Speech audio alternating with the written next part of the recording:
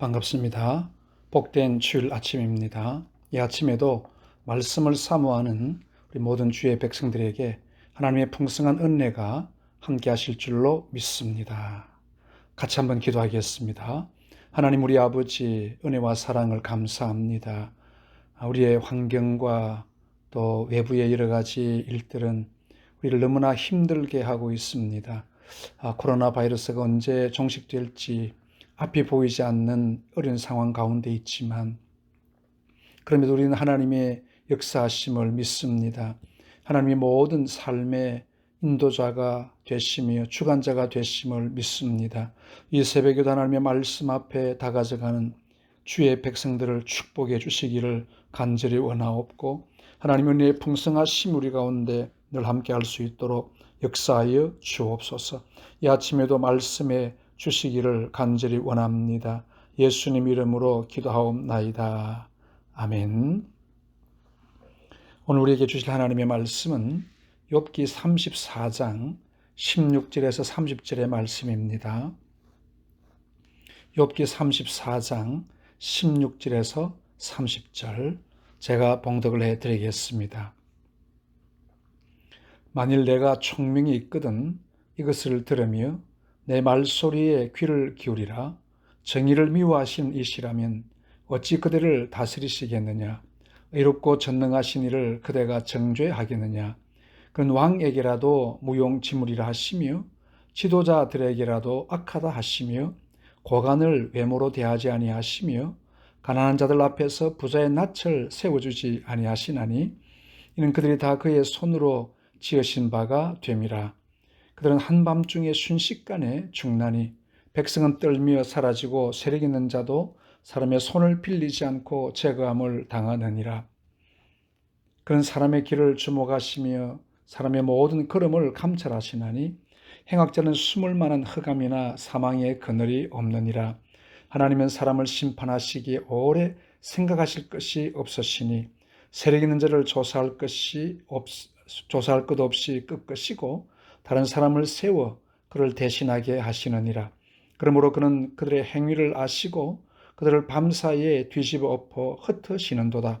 그들을 악한 자로 여겨 사람의 눈앞에서 치심은 그들이 그를 떠나고 그의 모든 길을 깨달아 알지 못함이라.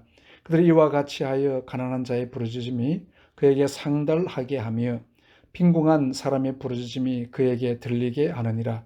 주께서 침묵하신다고 누가 그를 정죄하며 그가 얼굴을 가리신다면 누가 그를 배울 수 있으랴.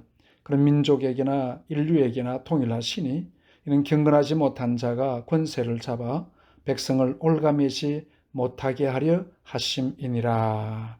아멘. 우리 계속해서 엘리후가 욥에게 또 그 세 명의 친구들에게 전하는 말씀을 듣고 있습니다.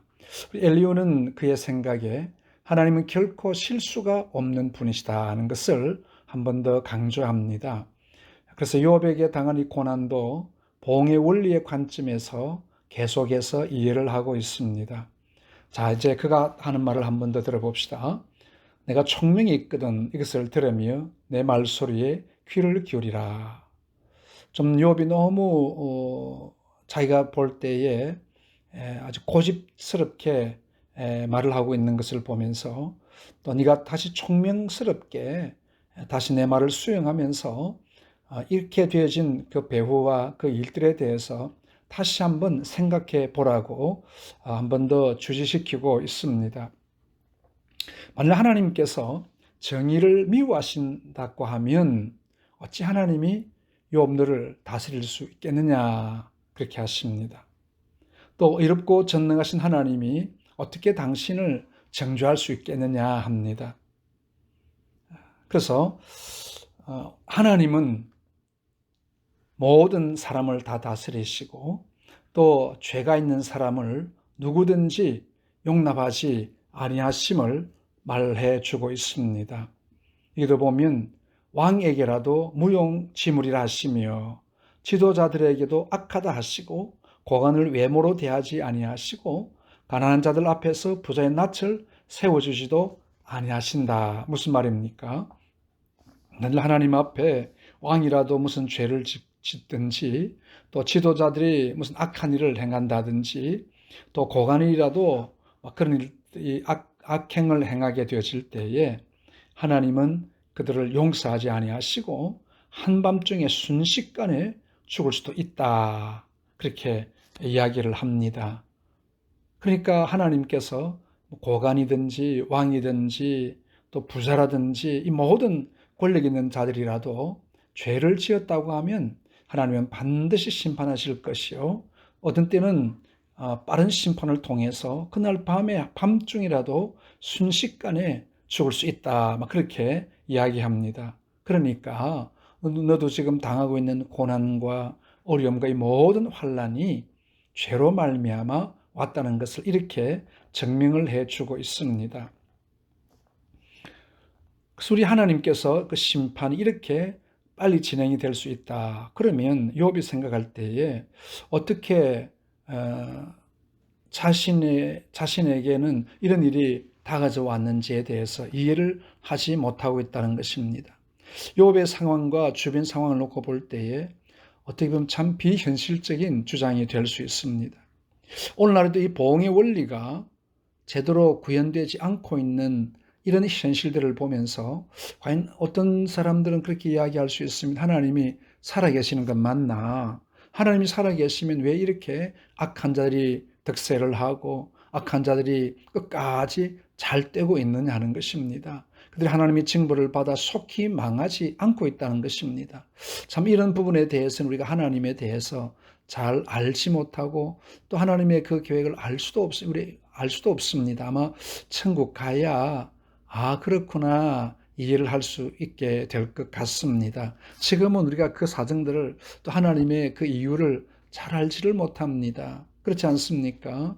만약에 이 응보의 원리, 이것이 보응의 원리가 그대로만 적용이 된다고 하면 이 땅의 악인들은 다 벌을 받아야 됩니다. 그런데 왜 악인들이 벌을 받지 않고 때로는 악인들이 승승장구하고 잘되고 의인들이 고난을 받고 고통을 당하며 괴로움을 느낄까요?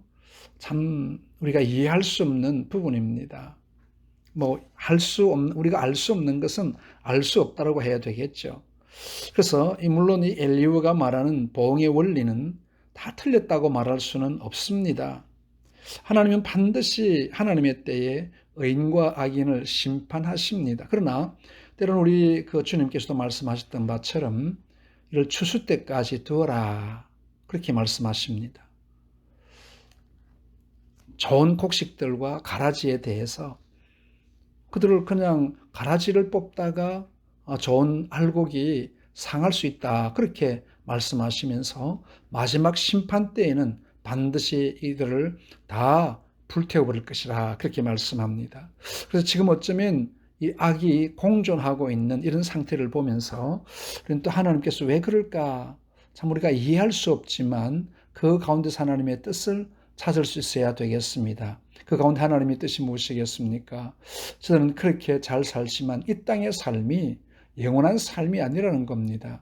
이 땅의 삶이 우리의 끝이 아니라는 겁니다.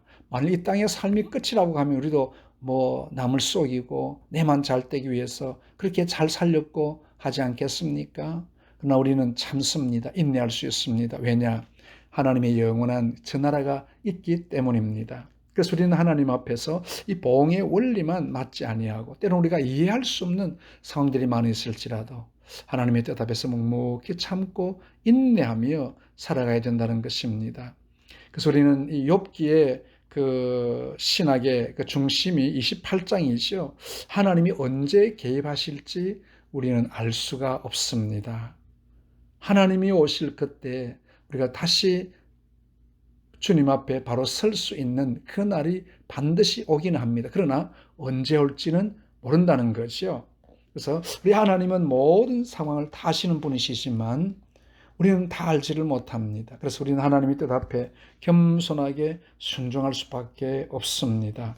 우리는 하나님 앞에서 하나님이 사탄과 악인을 심판하실 때 그때는 분명히 옵니다. 그러나 그때까지 우리는 성도의 인내가 필요합니다. 하나님 앞에 얼마나 우리가 잘 견디며 이길 수 있을까 하시는 것입니다. 오늘 엘리후는 하나님은 사람을 심판하시기에 오래 생각할 것이 없다 그럽니다.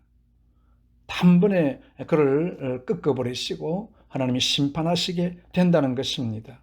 이 말을 들을 때 욥은 아니 어떻게 하나님이 악인을 그렇게 심판하신다고 하면 내가 너희들이 말하는 윤리적인 것이나 도덕적인 죄를 그렇게 짓지 아니했음에도 이와 같은 어려움을 내가 당할 수 있느냐, 내가 이해할 수 없다는 겁니다. 그렇습니다. 우리 성도들의 삶에 있어서도 예기치 않은 여러 가지 어려움이 닥쳐지고요. 우리 성도들도 또 뭐 교통사고를 당하고 또 전염병을 또 당할 수도 있고 예기치 않게 또 암에 걸릴 수도 있고 다 그렇지 않습니까?